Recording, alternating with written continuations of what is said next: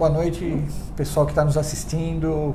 Mais uma live da Sociedade Brasileira de Hérnia.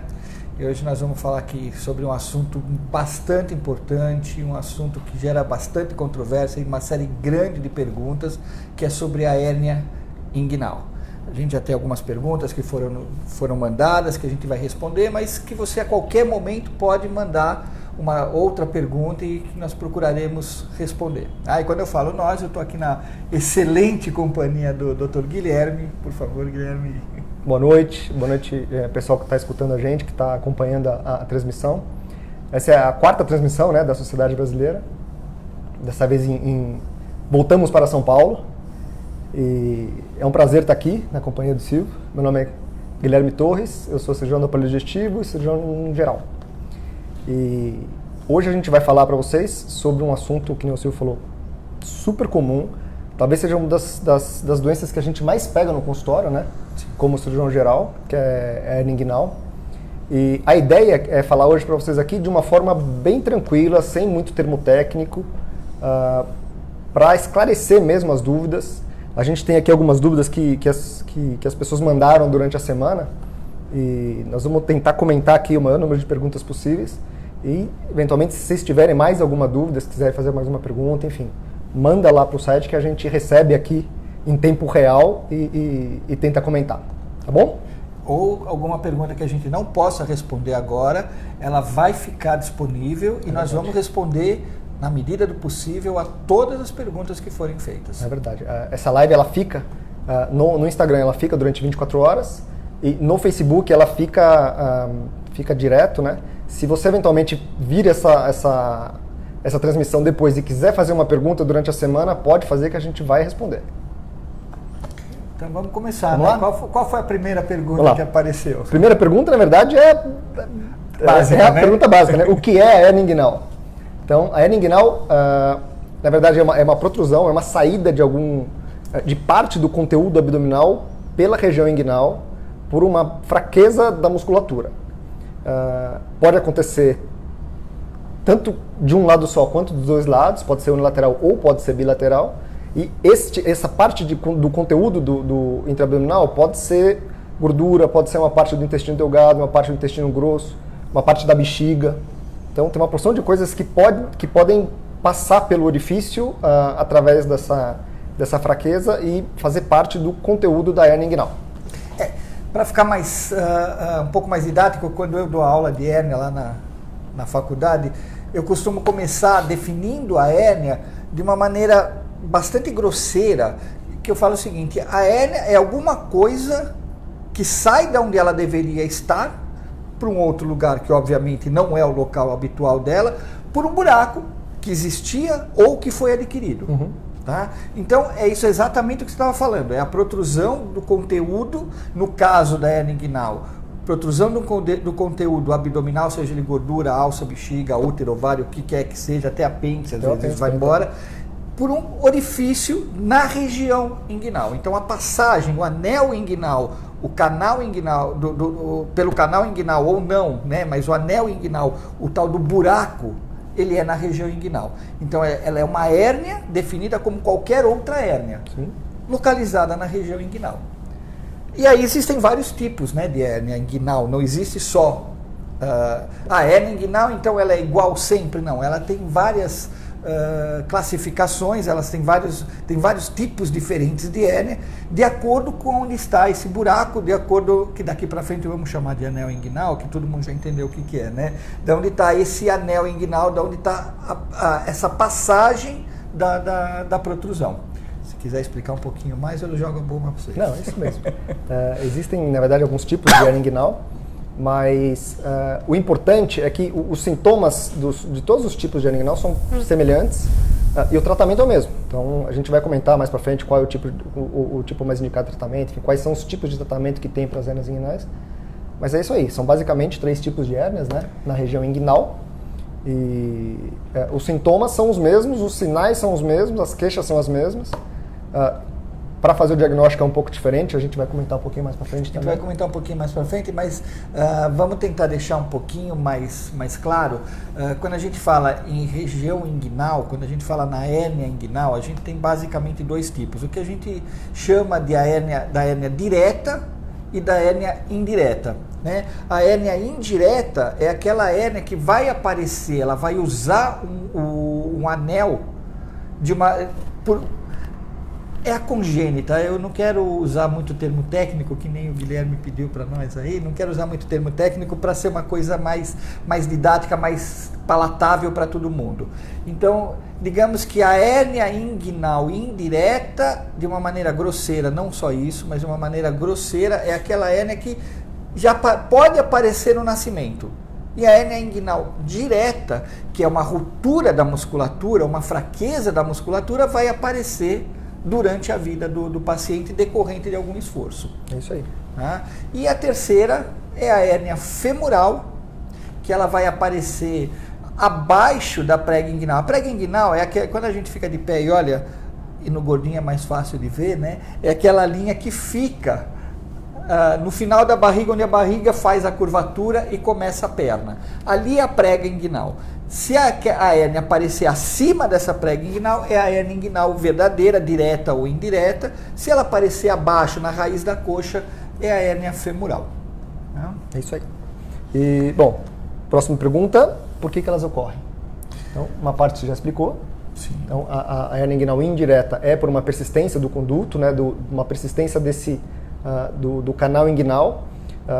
Esse é um tipo de hérnia que foi bastante discutido na última live que teve, que foi uma live que foi específica para tratamento de hérnia inguinal na criança, né, principalmente na hérnia inguinal indireta. Que vale a pena voltar lá e ver se tiver alguma dúvida a respeito, para a gente poder ir em frente. E a hérnia direta pela fraqueza, por uma fraqueza da parede da musculatura abdominal.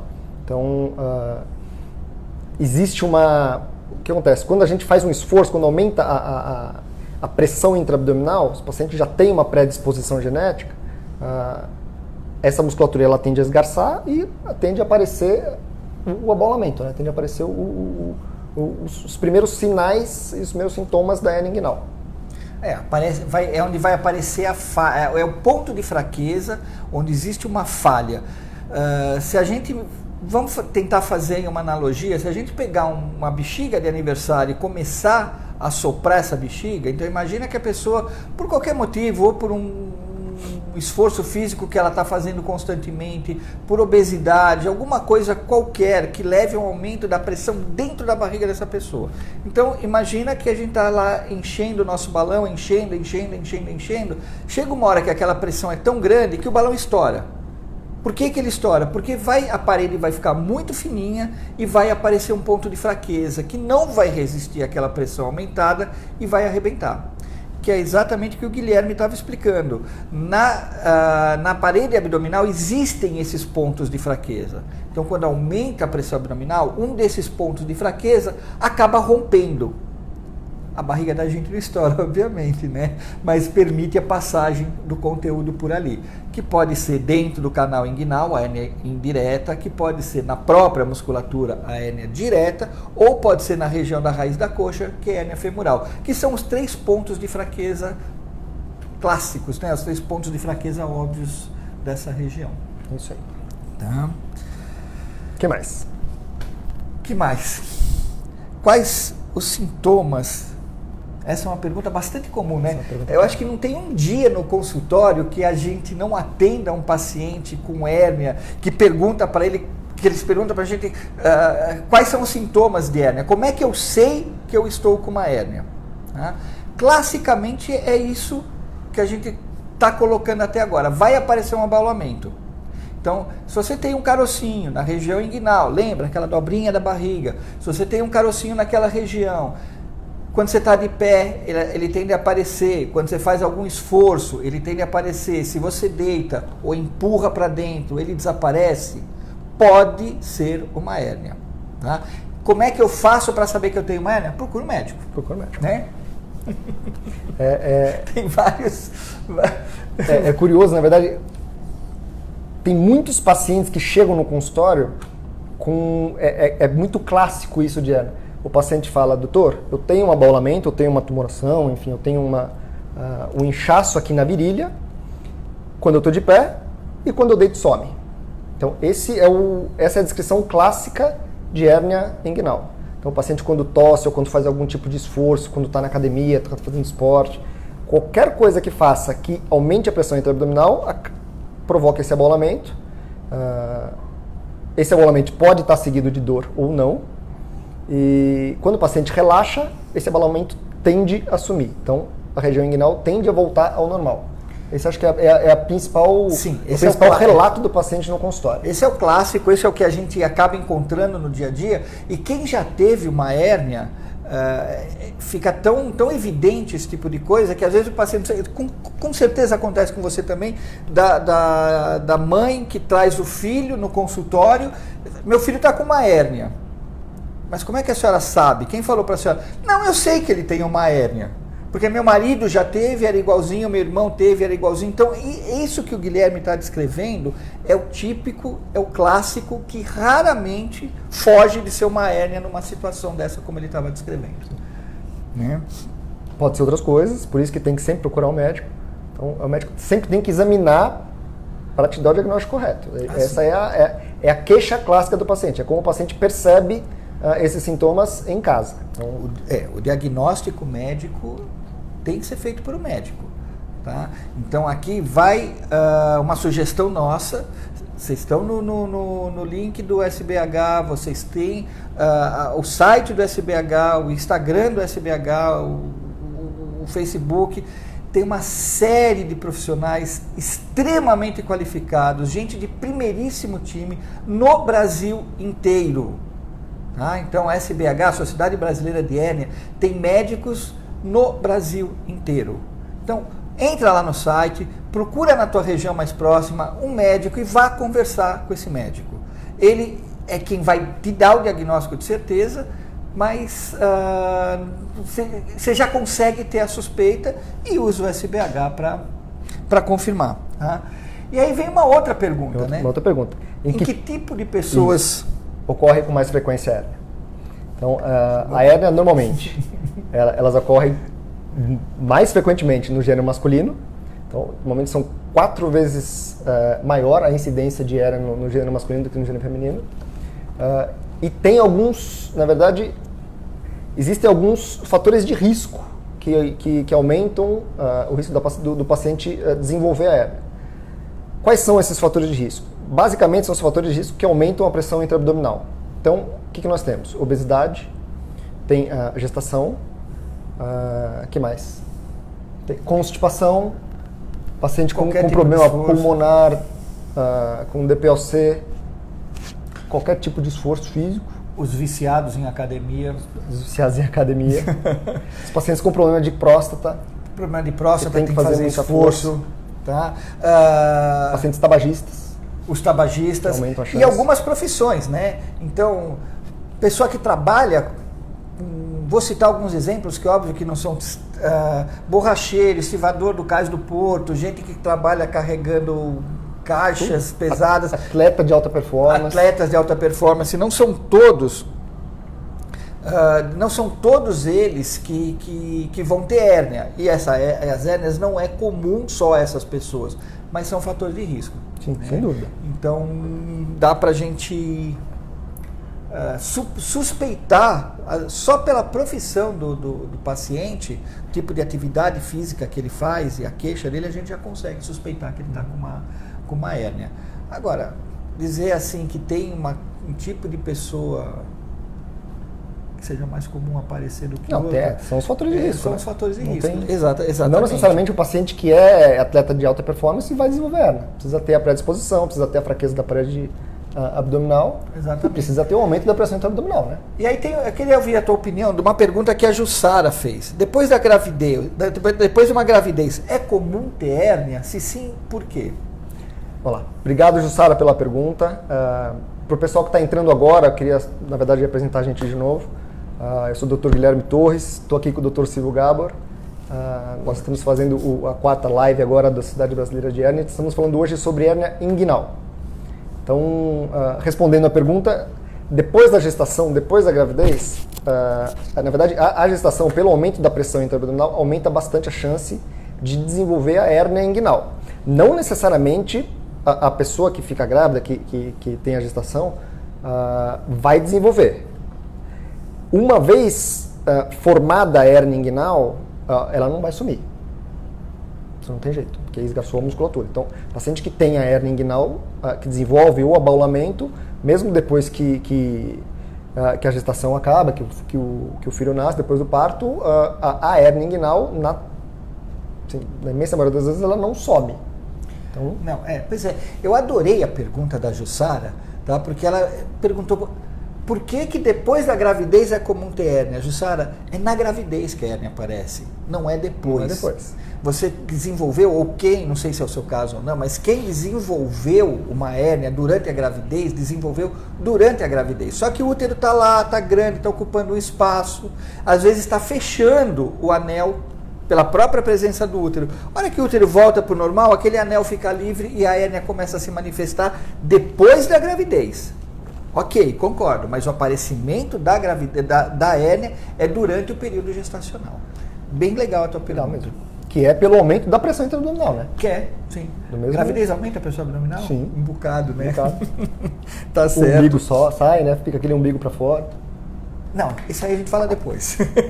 Talvez na próxima live, vamos lá. Vamos falar depois, tá? E aí? Então agora eu já sei que aparece durante a gravidez, se manifesta depois, dependendo da profissão, dependendo do tipo de vida, tá? Ok, fui lá, entrei no site da SBH, descobri que eu tenho uma hérnia. O que eu faço agora? Né? O que eu devo fazer a hora que eu começo a perceber que eu tenho sintoma de hérnia? Que essa é uma pergunta bastante comum também que foi mandada para o nosso site.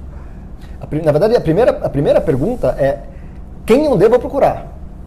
Sim. Quem é o médico que opera a Sim. hérnia inguinal? Normalmente as pessoas... isso é uma dúvida bastante comum. Não sei se eu vou para o clínico geral, não sei se eu procuro, principalmente nas mulheres, procuro a minha ginecologista, enfim. O médico que opera a hérnia inguinal é o cirurgião geral ou o cirurgião digestivo. Então, esse é o profissional que você tem que procurar. Começou a suspeitar de que está com hérnia inguinal, de que tem um sintoma sugestivo de hérnia inguinal, abaulamento na região, na virilha, abaulamento na região inguinal, que aparece os esforços, a melhor coisa que tem a fazer, a primeira coisa que tem a fazer é procurar um cirurgião capacitado para fazer o diagnóstico. Eu acho que a gente pode até emendar na próxima pergunta quais são os tipos de tratamento de hérnia, porque isso que você está falando, perfeito, correto, endosso totalmente. O médico tem que ter capacidade, o médico tem que ter condições de fazer o diagnóstico. Seja um clínico geral, seja o ginecologista, seja quem for, o urologista. Agora, o tratamento que é cirúrgico, tá? Não todas as hérnias têm indicação cirúrgica, a gente já vai comentar, mas quando tiver indicação cirúrgica, opere com alguém que tenha habilidade, que tenha treinamento, e que seja atualizado para isso. A gente vive tendo congresso por aí e se discutindo hérnia, a gente tem sites específicos para médico, onde a gente discute muito isso, e o que a gente nota é que nem sempre a pessoa que está operando é uma pessoa que está atualizada. Não vou nem dizer habilitada, porque se ele é um cirurgião, ele está habilitado. Perfeito. Tá? Se ele tem o título de cirurgião, não sou eu que vou dizer que ele não pode operar, mas eu tomaria um pouco mais de cuidado na hora de procurar alguém para operar alguma coisa específica, e a hérnia está ficando cada vez mais específica, então eu procuraria alguém que está atualizado nesse tipo de coisa. Então como é que a gente trata? Vamos falar da cirurgia. Vamos falar do diagnóstico primeiro. Como é que faz o diagnóstico? Boa, já estou pulando, né? Como é que a gente faz? Como é que o médico vai te examinar e fazer o diagnóstico de hérnia inguinal? Se precisa pedir exame complementar, se precisa fazer um exame de imagem, se não precisa, enfim. Então, como é que funciona? O paciente chega no consultório com aquelas queixas que a gente já discutiu, com abaulamento na virilha, com dor. Então, o que o médico vai fazer? A primeira coisa que ele vai fazer, ele vai te examinar. Se for um médico capacitado, se for um médico treinado, enfim, em mais de 90% das vezes ele vai fazer o diagnóstico de hérnia inguinal só pelo exame físico. Não tem necessidade de pedir nenhum tipo de exame complementar na imensa maioria das vezes. Tirando a hérnia femoral que você comentou, que é um pouco mais difícil de fazer diagnóstico pelo exame físico, as hérnias inguinais, sejam a direta, ou seja, a hérnia indireta, o diagnóstico é pelo exame físico no consultório do médico. Então, essa é a primeira coisa. Não tem esse... vou no médico, o médico me pediu um exame para saber se eu estou com hérnia inguinal. Existem alguns casos que dificultam o exame físico e dificultam o diagnóstico, mas assim, são casos bem específicos. O paciente que tem alguma retração na região inguinal, o paciente com sobrepeso, o paciente com obesidade. Perfeito. Que é bem mais difícil de fazer o diagnóstico por conta da gordura do tecido celular subcutâneo. Então, eu acho que... Não só no diagnóstico diferencial, o meu modo de ver, o exame de imagem, ele vai me dar alguns dados que o exame físico não vai me dar. Normalmente, o paciente vem no consultório, eu tenho certeza que com você acontece a mesma coisa, eu consigo dizer, com uma margem muito, muito, muito pequena de erro, se esse paciente tem hérnia ou não. Sim. Agora, quais são as condições que está essa hérnia? Se ela é uma hérnia direta, se é uma hérnia indireta, se tem fígado, exagerando, né? Ou se tem gordura, se tem intestino, se é o ovário, se é a bexiga que está entrando, se tem apêndice lá dentro, isso eu não sei dizer. A hérnia existe. Em que condições ela está, é uma situação um pouco diferente que pode mudar na minha proposta cirúrgica. Então aí sim, o exame de imagem, seja ele por ultrassom, por tomografia ou por ressonância, vai complementar, por isso que chama exame complementar, né? Ele vai complementar, vai me enriquecer de informações para eu decidir o que é melhor naquele caso. E cada caso é um caso. Cada caso é um caso, sem dúvida. Tá? Então essa história de que, eu fui no médico, tô aqui com abaulamento, depois da gravidez, ele achou que eu estava com hérnia, pediu um ultrassom, o ultrassom deu normal. E agora, doutor, o que eu tenho? Você tem um erro de diagnóstico. Porque você tem a hérnia. Tá? Então, cuidado com o exame complementar. É exame complementar. Aí o Guilherme colocou com brilhantismo. O diagnóstico, com raríssimas exceções, é feita no exame físico.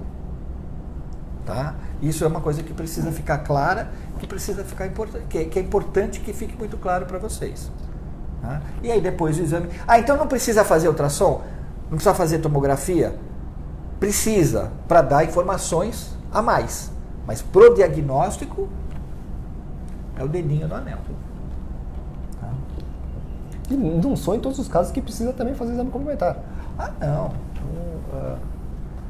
Mas enfim, cada caso. A gente vai entrar numa discussão que não sei se vale a pena a gente entrar, e portanto não vamos entrar, porque senão a gente vai da validade desses exames ou não, mas eu só gostaria de citar uma residente nossa, a Bárbara, que o TCC dela foi exatamente esse. Ela comparou os achados intraoperatórios com os exames de imagem. Complementares, principalmente ultrassom. Tá? A margem de erro é assustadora. De exames que não davam hérnia, e no intraoperatório a gente encontrava hérnia. É de ficar assustado. Tá? Então, cuidado com o exame complementar. E obrigatoriamente tem que examinar o lado contralateral. Sim. Isso é uma outra coisa importante também. Porque você pensou em não examinar? Não, mas é que precisa falar. Às vezes a pessoa fala, tem uma hérnia inguinal do lado direito, o médico vai lá, examina, fala, realmente tem uma hérnia inguinal do lado direito e vamos operar. Sim. Precisa e o fazer. que é pior ainda, né? Pede um exame de ultrassom do lado direito. Só do lado direito, exatamente. Então é importante sempre examinar os dois lados. Sim. Mesmo que não tenha sintoma nenhum. Certo?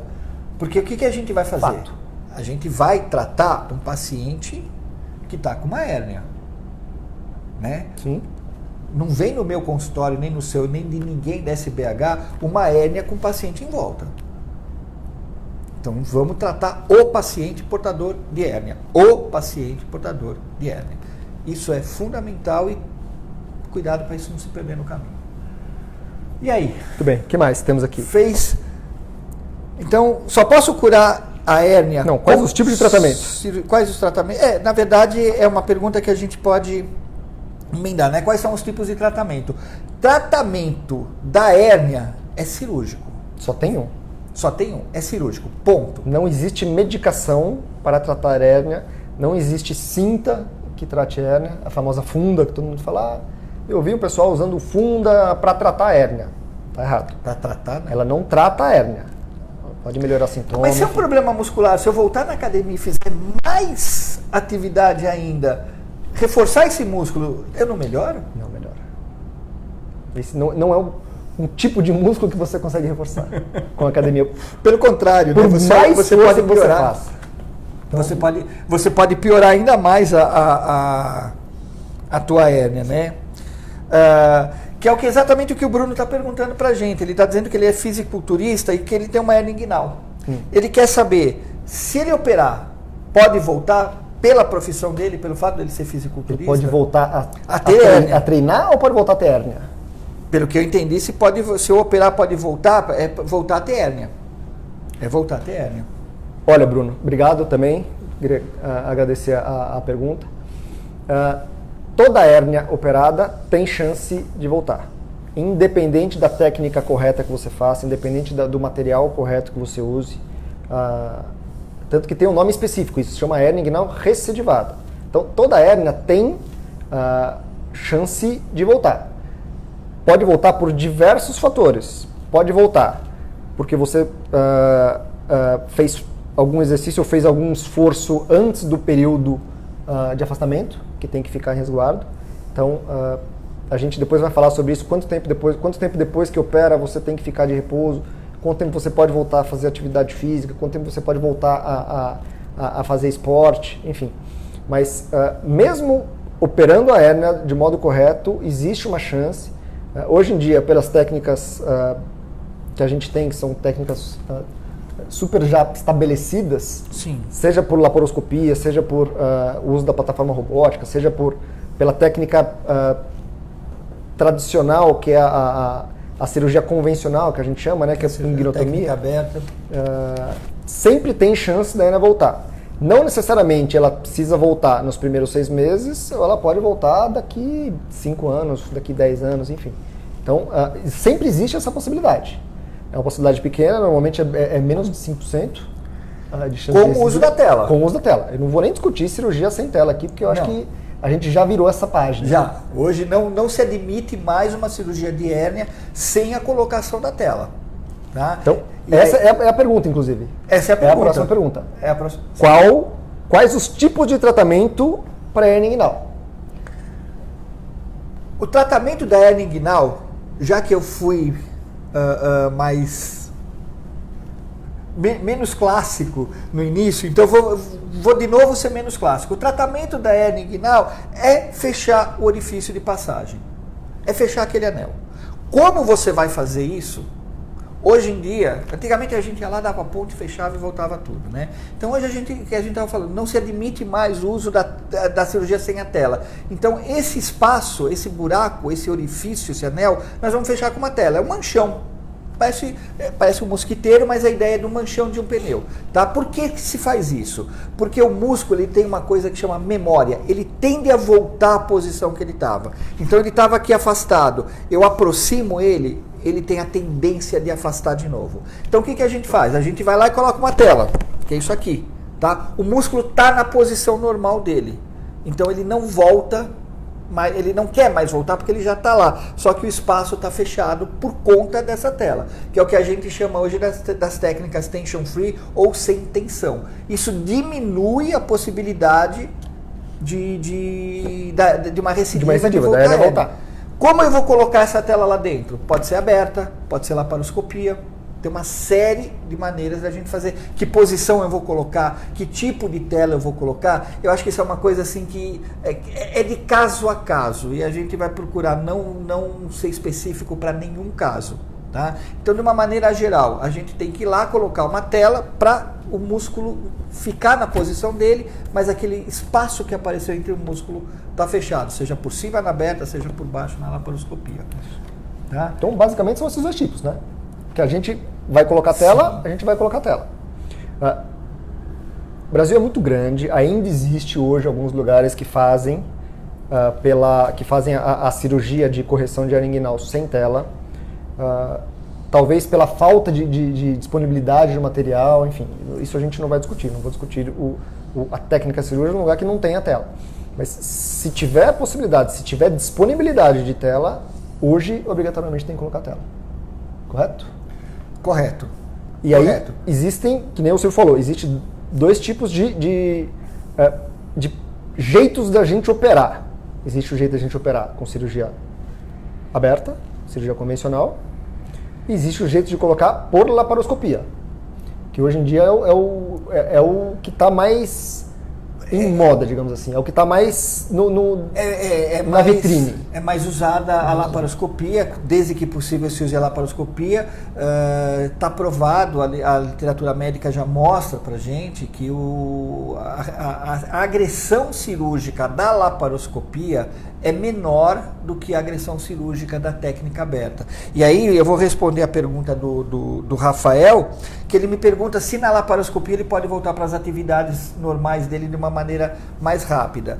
Sim, porque você tem uma agressão cirúrgica menor, você vai ter provavelmente um pouquinho menos de dor, vai ter dor, mas um pouquinho menos de dor, mas não quer dizer que você opera na segunda-feira, na terça você tem alta, na quarta-feira você vai fazer todas as atividades normais. O teu retorno pode ser um pouquinho mais rápido, mas uma série de cuidados tem que ser tomado.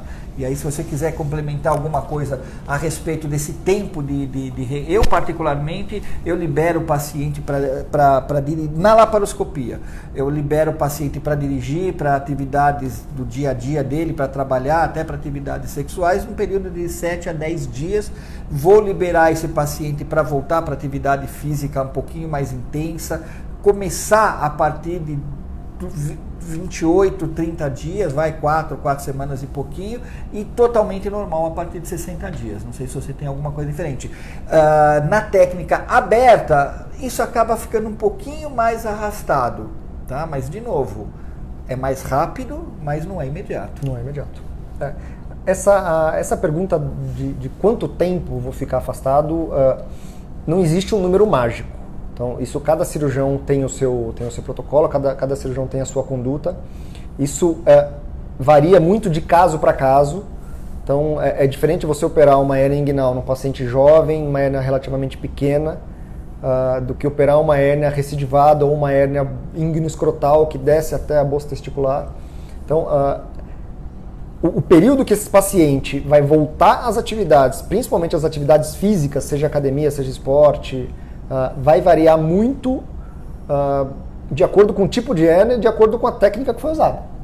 Os meus pacientes, para hérnia primária, hérnia pequena, também, depois de 5 dias, eu libero para dirigir. Caminhada leve, a partir de 2 semanas, já começa a caminhar, já pode passear, enfim, já pode sair, não precisa ficar em casa. Para atividade física, a partir dos 30 dias, também começa, mas de forma gradativa. Então, essa eu acho que é a principal recomendação. Sim, essa que é básica, com 2 dias para lá ou 2 dias para cá, mas é o que todo mundo faz. Agora, lá no começo, a gente falou de que existem alguns fatores de risco e a gente citou a obesidade, tá? Aí a Bárbara está perguntando, ou ela está...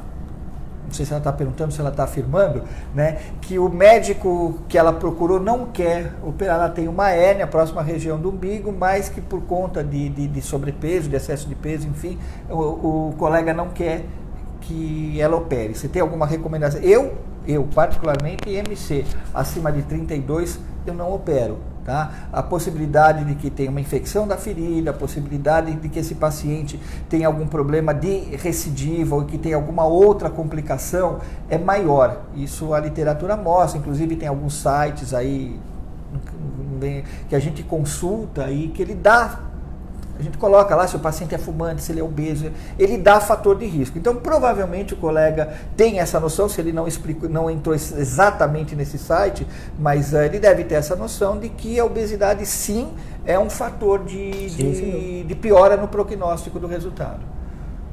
Na verdade, tem uma pergunta sobre isso. O que eu devo fazer antes de operar? Qual é o preparo que o paciente tem que ter antes de operar? Sim. Então, é o que o senhor falou. Não tem nenhum preparo específico para a hérnia. Tirando a parte de tricotomia que a gente vai fazer se precisar, que é a raspagem dos pelos, que a gente faz na sala de cirurgia, o que o paciente tem que tem que fazer antes de operar. Então, uma coisa que o senhor falou, o índice de massa corporal, IMC. O paciente está com IMC acima de 32, 33, tem que perder peso. Então, a chance... Então, é a primeira coisa, o paciente precisa ter um comprometimento, ele precisa estar... Ele precisa estar querendo. Ele precisa saber e precisa ter consciência de que se a gente operar um paciente com um IMC acima de 33, a chance de ter alguma complicação é maior do que se esse paciente conseguir perder peso. Assim como o fumante precisa parar de fumar. O fumante precisa parar de fumar, precisa ter o controle do diabetes. Precisa ter controle de diabetes. Não pode operar na vigência de uma diabetes compensada por todas essas complicações. Se o paciente é prostático, né, o urologista tem que estar sabendo. Não é raro o paciente que vai para... Agora na vídeo já não é mais tão comum, mas na época da beta era muito comum a gente operar uma hérnia junto com o urologista que já aproveitava para tratar o problema da próstata do paciente. Por que tem que tratar a próstata? Porque esse paciente vai fazer esforço no pós-operatório imediato e tardio e vai ter a chance de recidiva. O fumante, no hospital não pode fumar, então eu vou parar de fumar 2 dias antes. Esse paciente, ele vai tossir. Então, se for para parar de fumar, para 2, 3 meses antes. Se for para parar de fumar, não, né? Porque parar de fumar sempre é bom. Sempre bom. A recomendação é sempre essa, independente da hérnia ou da não hérnia. Não é na véspera. Então eu vou entrar de jejum às 22 horas, eu posso fumar um cigarrinho às 22? Pode, mas saiba que o teu risco é maior. Então, parar de fumar, perder peso, cuidar da próstata, são todos os cuidados. Se isso é fator de risco de aparecimento da hérnia, é fator de risco de reaparecimento da hérnia. Então, vamos cuidar dessa parte toda também, né? Vamos lá. Tem uma parte que a gente não comentou ainda, que é uma das perguntas aqui, a respeito do tratamento. Como a gente comentou de tratamento laparoscópico e tratamento de cirurgia aberta, existe o problema, a dúvida da anestesia. Sim. Anestesia tem que ser sempre geral, pode ser com anestesia raquidiana, pode ser com anestesia local. Então, existe sempre essa preocupação. Como é que a gente faz? Na verdade, a anestesia fica a critério do anestesista. É sempre ele que vai determinar. Para fazer a cirurgia laparoscópica, obrigatoriamente, tem que ser anestesia geral. Com a técnica... interpenetracional, com o TAP. Não estou falando da extraperitoneal. Que são os dois tipos de cirurgia laparoscópica. Mas já dá para fazer, o nosso grupo tem um trabalho que inclusive... Eu levantei a bola. Eu sei, que inclusive é o mestrado do Murilo, um parceiraço nosso, que ele está fazendo, mostrou que é possível fazer a cirurgia de correção de hérnia inguinal, não todos os casos selecionados, que ele faz com sedação e uma anestesia, amortece a musculatura, ele vai no nervo que vai naquele músculo e ele adormece ele ceda ou ele interrompe o estímulo nervoso daquele nervo, ceda o paciente, inclusive não usa nenhum tipo de opiáceo, nenhum tipo de indutor de sono, nada assim. Qual é a vantagem disso? Para pulmão é muito melhor, para recuperação é muito melhor, a dor no pós-operatório é menor. Tá? Então é uma vantagem enorme não usar anestesia geral. Não é, infelizmente ainda não são para todos os casos. Mas a princípio concordo com o Guilherme. Fez laparoscopia, é anestesia geral. Tá? Inclusive ele dá alta no mesmo dia, né? Opera de manhã e dá alta no mesmo dia, que coisa que com anestesia geral não dá para fazer. Tá? E aí, então, e como é que é o pós-operatório? Como é que é o pós-operatório imediato? A gente falou que você libera com 5 dias, eu libero com 7, o cara caminha, não caminha, mas e como é que é? Ele acordou, operou, acordou. Vai ter dor? Não vai ter dor? Quando ele pode comer? Quando ele pode caminhar? Tá? O que a gente tem feito, de uma maneira em geral, com esses raros casos ou com essas exceções que a gente faz com a técnica do Murilo, o paciente ele come no mesmo dia, ele anda no mesmo dia e a alta normalmente é dada com 24 horas, é dada no dia seguinte. Dói. Não existe cirurgia que não doa. Na hora você não sente porque você está anestesiado, mas foi mexido em músculo, foi dado ponto, foi colocado uma tela lá dentro, que é um corpo estranho. com o objetivo de ser um corpo estranho, estamos conscientemente colocando um corpo estranho. Então não vai sair por aí dizendo que a gente está jogando pó de feijão dentro do que a gente esqueceu alguma coisa. O que a gente esqueceu. Não, é um corpo estranho, o organismo reage a esse corpo estranho e nosso objetivo é que o organismo reaja sim a esse corpo estranho. Por isso que a gente está colocando esse corpo estranho. Mas ele dói, tem que se acomodar. Tá? O músculo, como eu mostrei aquela hora, o músculo tá paradinho, ele não quer voltar para o lugar onde ele estava, mas ele está costurado nessa tela, isso dói. Tá? Fica roxo. Tá? Tem paciente que me lembra da época do Collor, né? Que tem que ter saco roxo. Fica inchado, fica roxo, incomoda? Sim, incomoda. Alguns pacientes ficam impressionados com isso? Sim, fica o paciente, a esposa, os filhos, fica todo mundo impressionado. Isso volta tudo para o lugar. Tem que ter paciência. Tá? Mas que o fato de fazer a laparoscopia, que nem o Murilo faz, sem anestesia geral, não sei o quê, então quer dizer que tá. Não, calma, porque é uma cirurgia e como toda cirurgia, ela necessita uma recuperação que inclui dor, uso de analgésicos, cuidado com movimentação, cuidado na alimentação. Também não é porque operou uma hérnia que não ficou roxo, que então agora eu posso encher a cara posso tomar minha cerveja, posso tomar a minha Coca-Cola. Essas alças vão distender, vai incomodar mais ainda. É uma cirurgia que tem alguns dias, não são muitos, graças a Deus, mas ela tem alguns dias que incomodam bastante e a dor o limiar de dor é pessoal. Sim, cada paciente tem o seu próprio limiar de dor. E tem alguns pacientes que sentem muita dor mesmo. Tem outros nem tanto. A recuperação no pós-operatório, cada paciente reage de um jeito. Então, tem histórias de paciente que fala que operou, que no dia seguinte estava super bem. Olha, doutor, não precisei tomar nenhuma medicação, não estou sentindo nada. Tem paciente que sente durante uma semana. Dói, incomoda, tá endurecido, enfim. Tudo isso depende do tamanho da hérnia, depende do tamanho depende da técnica cirúrgica que foi usada. E existem alguns... Bom, vamos falar primeiro do pós-operatório. Então, como é que funciona? Acabou a sua cirurgia. O que acontece?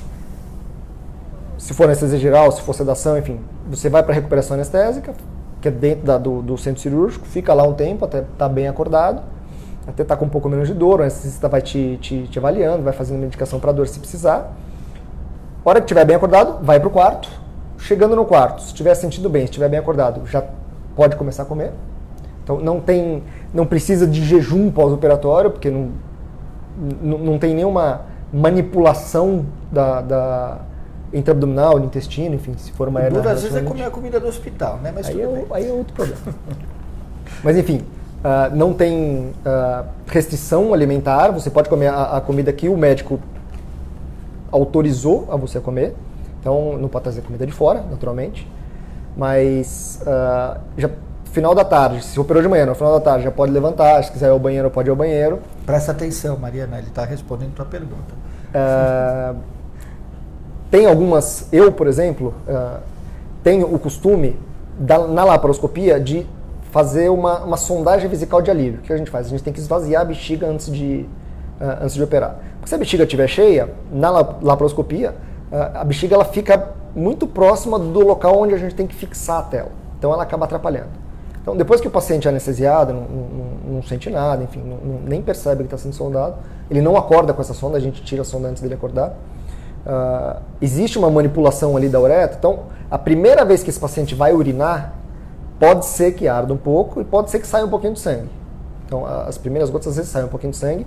É importante falar isso para o paciente não ficar apavorado. Já teve casos do paciente também ligar no pós-operatório: doutor, pelo amor de Deus, estou urinando sangue. Não é que vai urinar sangue vivo, assim, puro. Mas sempre tem um ardor, sempre não, mas a chance de ter um ardor é grande e pode ser que saia um pouquinho de sangue. Então, essa é a primeira coisa, principalmente nos homens. Eu particularmente peço para o paciente, quando a maca encosta no quarto para ir buscar o paciente, o maqueiro já sabe. Vai para o banheiro, urina, esvazia a bexiga o máximo que puder e desce para o centro cirúrgico. Muitas vezes eu tenho evitado. Que às vezes atrasa, às vezes tem um monte de... Tem isso também, mas quando eu consigo fazer dessa maneira, eu evito a sondagem. Então, não é sempre. Essa é uma coisa. Medicação de pós-operatório. Qual é o mais comum de todos? O paciente sai recebe alta depois de 24 horas. Em alguns casos, se a hérnia é pequena, se a cirurgia foi tranquila e opera muito cedo, tem, às vezes, se o paciente estiver sentindo bem, tem a possibilidade de dar alta para esse paciente no final do dia. Se a cirurgia foi feita depois do almoço, esquece, não precisa correr esse risco, o paciente não precisa sair correndo do hospital. Então, quanto mais repouso tiver nas primeiras 24 horas, melhor. Ele recebe alta, então, depois das 24 horas. Basicamente, com um analgésico e um anti-inflamatório, se não tiver nenhuma contraindicação. Sim. Ponto.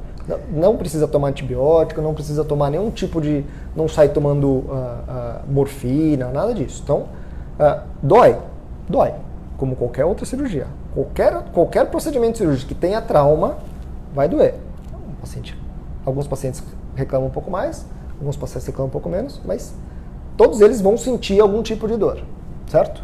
Sim. E o que acontece? Qual que é o que pode acontecer no pós-operatório desse paciente? Primeiro, infecção da ferida operatória. Só um segundo antes disso, só para complementar essa tua orientação, ainda voltando um pouquinho na parte da alimentação e respondendo um pouquinho mais completo o que a Mariana perguntou, restrição alimentar do tipo de alimento, tirando aquelas coisas que a gente sabe que pode dar gases, ou que pode prender demais o intestino, ou que pode soltar demais o intestino, a gente evita. Orienta o paciente a fazer uma dieta fracionada, aquela história da dieta do passarinho, né? Come um pouquinho e várias vezes por dia, mas também não vai ficar só comendo mamão que vai dar diarreia, também não vai ficar só comendo carne sem mais nada, porque vai prender o intestino, você vai ter que fazer força na hora de evacuar, e você pode pôr a tua cirurgia em risco. Sim. E se você é diabético, hipertenso, alguma coisa que já tem alguma restrição alimentar pré-operatória, ela continua valendo. Agora, comer lá a tua saladinha, tomar bastante água, comer as tuas frutas, cada 4, 5 horas, comer alguma coisinha, evita os refrigerantes, a bebida alcoólica, aquelas coisas de novo, né? Repetindo para não... Basicamente é uma alimentação saudável, né? É uma alimentação saudável. Isso é uma coisa interessante. Não existe alimento saudável, existe alimentação saudável. Então, eu acho que a recomendação é essa mesmo. Não tem restrição, não. É a mesma restrição que o paciente tinha antes da... Sim, a restrição anterior é do paciente, ok, sem problema nenhum. Então, vamos lá. O que pode acontecer no pós-operatório? Isso é uma coisa também que as pessoas perguntam muito. Sim. Quais são as... Não digo complicações, porque não necessariamente é uma complicação, mas o que pode acontecer? Primeiro, infecção de ferida operatória. Isso é uma coisa... pode acontecer. Nos pacientes que têm hernia inguinal, principalmente nas hernias inguinais um pouquinho maiores, daquelas que já causam um abolamento maior, que às vezes desce para a bolsa, para o escroto, não é incomum do paciente ser operado, depois de um tempo, evoluir com uma nodulação, com uma parte endurecida aonde tinha a hérnia. E isso preocupa muitos pacientes, porque eles sempre voltam e falam assim, doutor, minha hérnia voltou. Primeira coisa que ele fez, o primeiro desespero eu acho que é esse. Você não assustaria? Não, por isso que eu estou explicando já antes. Não é que a hérnia voltou, gente. Isso é uma coisa relativamente comum.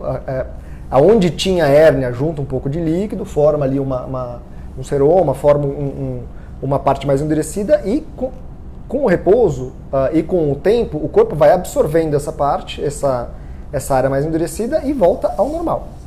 Eu acho que essa é a grande... Enfim, pelo menos é o que a gente mais vê de queixa do paciente. Pelo menos de medo, de angústia do paciente. A hérnia voltou. Calma, não é assim. Pode ter hematoma, a base do pênis pode ficar roxo, pode ter uma sensibilidade um pouquinho maior no testículo, do lado que foi operada a hérnia. E tem as complicações graves que a gente precisa falar. Pode dar orquite isquêmica, pode dar dor crônica, tem uma porção de coisas que podem acontecer. Nenhuma cirurgia é isenta de complicação, nenhuma cirurgia é isenta de risco. Acho que a gente Agora eu vou te fazer uma pergunta que você já escutou 1 milhão de vezes, eu já escutei 1 milhão de vezes também. É uma cirurgia simples, não é? O que a gente fala? Óbvio que não. Nenhuma cirurgia é simples. Ela pode ser tecnicamente simples, o que não é, mas toda cirurgia tem risco, independente da idade, independente das comorbidades. Eu acho que o importante é fazer um pré-operatório completo, fazer um pré-operatório legal, Sim. Conversar bastante com o seu paciente, explica para ele quais são os riscos, quais são as complicações, o porquê que você está operando, se tem indicação, se não tem indicação. Eu acho que tudo isso... Porque da mesma maneira que você operar, existem riscos, você não operar também envolve riscos. Sim. Precisa colocar numa balança e pesar. E aí a gente volta, sem voltar muito lá atrás, opera todos os pacientes? Óbvio que não. Porque tem pacientes que o risco da cirurgia é maior ou que o risco de não operar não compensa. Ele é tão menor que o da cirurgia que às vezes não compensa.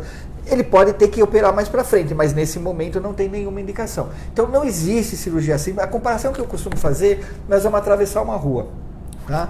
Tem uma maneira que é ir lá na faixa de pedestre, ficar paradinho, o farol ficou vermelho para o carro, tá verde para mim, agora eu vou e atravesso olhando para um lado, para o outro, eu vou chegar do outro lado. A chance é gigante de chegar do outro lado. Pode vir um motoqueiro maluco ou pode cair um piano do prédio, pode, mas a chance é pequena. Uma outra maneira é eu ir na marginal às 6 horas da tarde, embaixo da chuva, fechar os olhos e correr de costas. Tá? Eu vou ser atropelado. Então a cirurgia tem risco, a gente vai minimizar isso que o Guilherme estava falando, a gente vai minimizar os riscos no pré-operatório.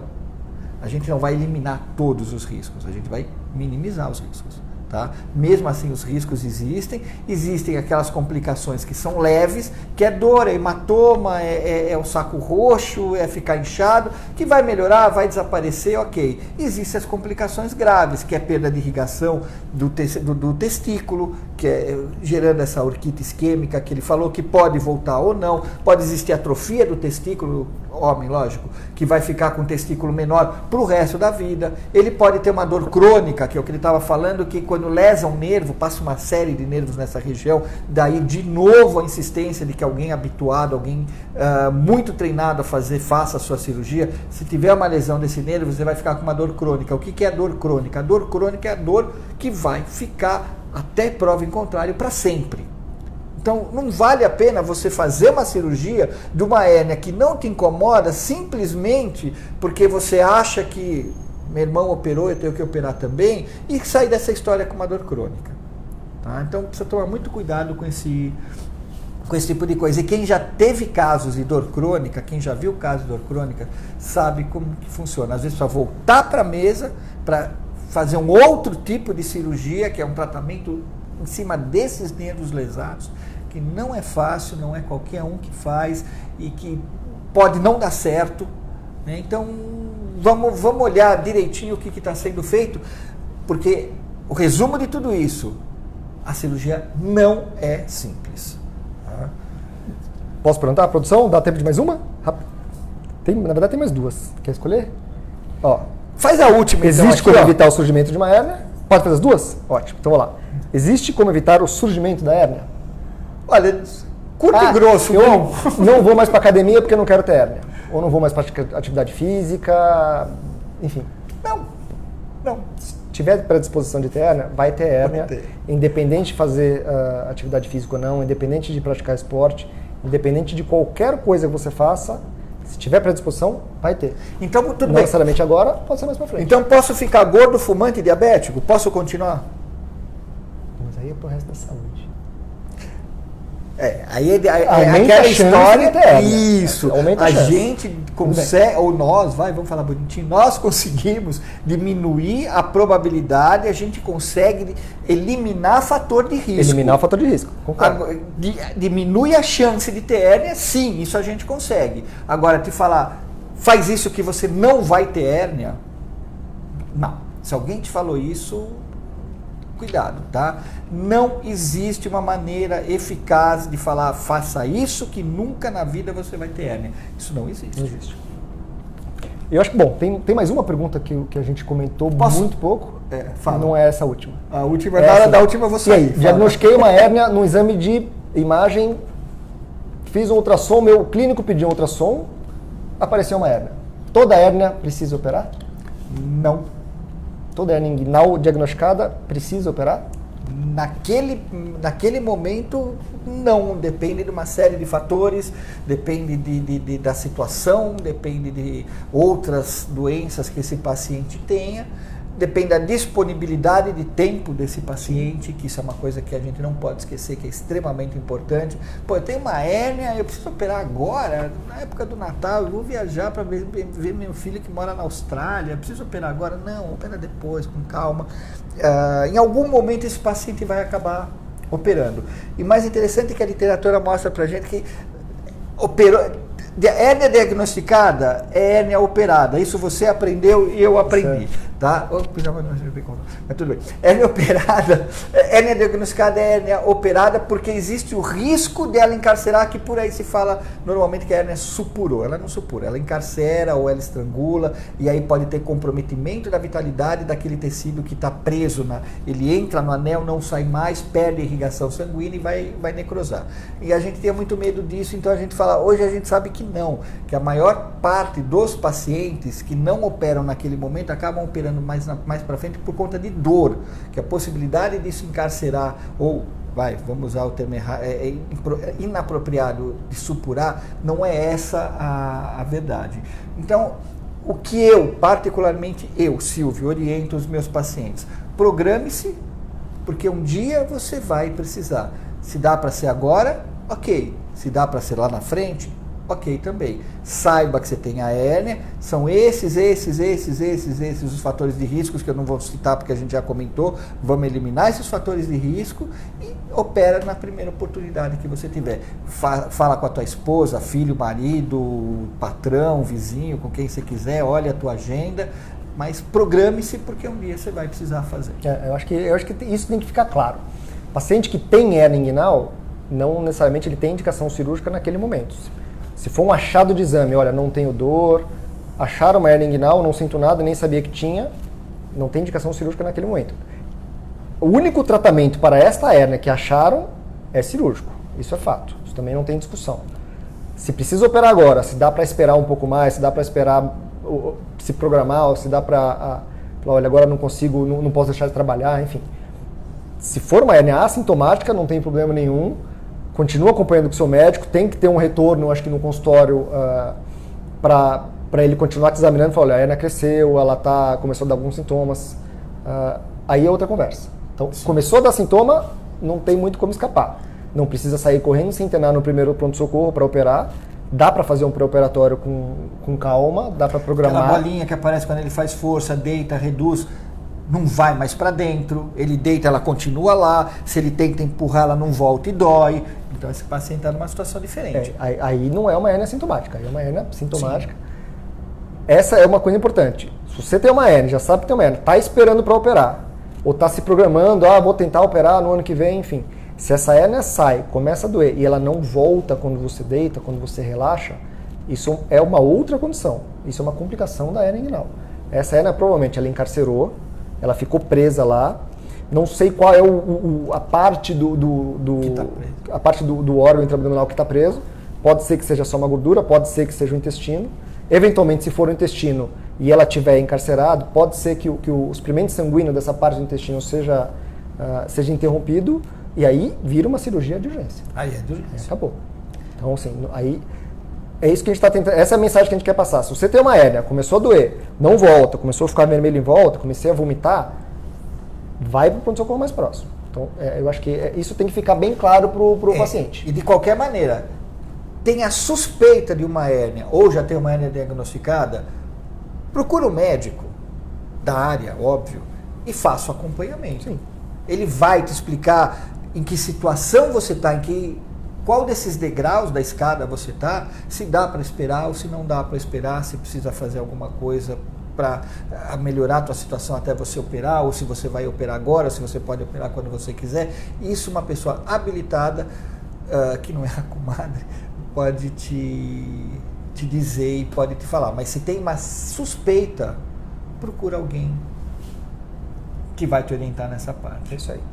Certo? Quer fazer a última pergunta? Produção? Estamos dentro do horário? Então, legal. Gostaria de agradecer então o convite. Queria agradecer as pessoas que acompanharam a gente, que mandaram as perguntas. Lembrando que essa live ela vai ficar no Facebook, durante essa semana. Então, se você tiver pergunta e a gente não conseguiu responder, ou se você já mandou e a gente não teve tempo de responder, nós vamos responder a todas as perguntas que forem encaminhadas para a gente.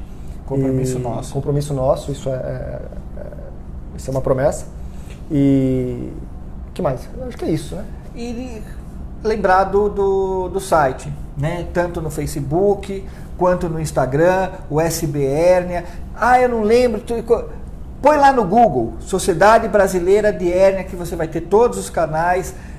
Na tua cidade, tem um médico da sociedade perto, que, como eu já disse, nós temos médicos no Brasil inteiro, gente habilitada, gente atualizada e gente que com certeza vai poder oferecer para você o melhor que existe hoje no mundo. Teve agora, recentemente, o American College, a gente teve a oportunidade de acompanhar algumas coisas de hérnia que se faz nos Estados Unidos e no mundo. Nós estamos do ladinho deles, nós estamos fazendo exatamente a mesma coisa, eles não estão mais adiantados que os Estados Unidos. Então, gente, no Brasil tem cara 10 e vocês têm como achar. E tem como nos achar, né? Como nos achar. A tecnologia que eles têm lá, a gente tem aqui, enfim. A gente tem um preparo, a gente tem uma experiência e a disponibilidade de material aqui, pelo menos na nossa cidade, para tudo. Sim, e tem, como eu disse, tem SBH no Brasil inteiro, tá? E nos permita te ajudar caso você precise de ajuda. Mais uma vez.